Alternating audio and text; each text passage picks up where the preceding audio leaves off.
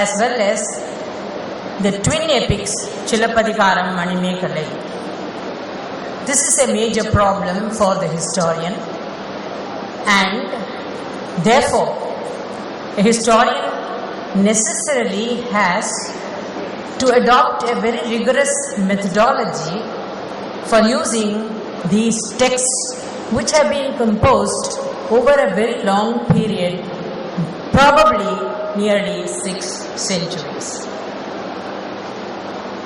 The Sangam texts represent a rich corpus of literature,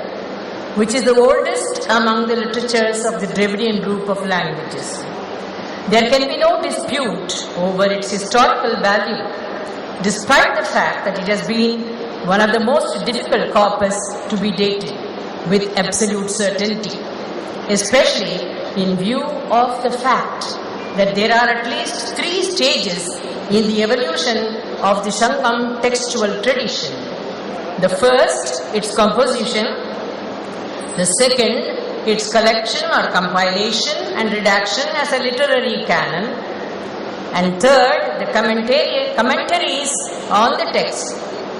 composed much later in the medieval period. That is, starting from early historical period to medieval times, we have had a continuous tradition of the Sangam texts. There has been a revived interest in the 19th and 20th centuries, representing a Tamil renaissance with the help of the print medium. The evolution of such a textual tradition itself has a historical significance, which any historian needs to take into serious consideration while using the texts as sources for the reconstruction of the history of the Tamils in the early centuries before and after the Christian era, and its impact on later historical developments. Requiring as it does a rigorous methodology, particularly semiological analysis and critical approach,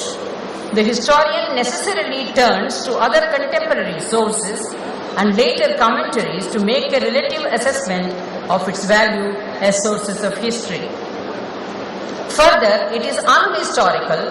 to ignore the stages of its collection, anthologization and commentary texts. Briefly, these stages may be recognized as the first compilation of the poems by the Pulavar at the behest of the Sangam rulers themselves at the close of the early historical period. I am using the term early historical period because from 3rd century BC to 3rd century AD, it has been a very important period for the Indian continent as a whole and Tamil Nadu in particular. And this term has been generally accepted by historians. Then comes the early medieval anthologization of the Ettuttogai and Pathupattu as revealed by the Iranar Agapparul in the 8th century under the Pandyas, and the commentaries of the 12th, 14th centuries. The historicization of the textual tradition has been of tremendous significance to researchers on early socio-political formations, socio-economic and religious history, with corroborative evidence from archaeology and epigraphy. Conventional histories have mainly focused on the political aspects of the evidence from the Sangam texts and assigned them generally to the pre-Pallava period, pre-6th century AD, on the basis of a clear disjunction between the polity of the Sangam age and the Pallava Pandya period monarchies, which mark a different socio-political order, influenced by the Brahmanical tradition, with a highly Sanskritized ruling elite and priestly organization. Such a view presents an unchanging, static Tamil society for a period of well over 600 years from the beginning of the Christian era. This long period for the Sangam and post-Sangam age pays scant regard to the different phases marked by the main anthologies of the Sangam, followed by the twin epics and the 18 minor didactic works, which were mostly authored by the Buddhist and Jain poets. With the exception of the Tirukkural, which is of universal value, not assignable to any particular sectarian affiliation. Somewhat more scientific was the approach of Nilakanta Shastri, who narrowed the period of the Sangam classics down to the first 3 centuries of the Christian era. The decline of the Sangam polities was attributed by conventional history to the Kalabhra invasion and subversion of the Sangam socio-political order, and thus a Kalabhra interregnum was located in the post-Sangam or the 4th-6th centuries AD, till the rise of the Brahmanical polities of the Pallavas and Pandyas. Yet,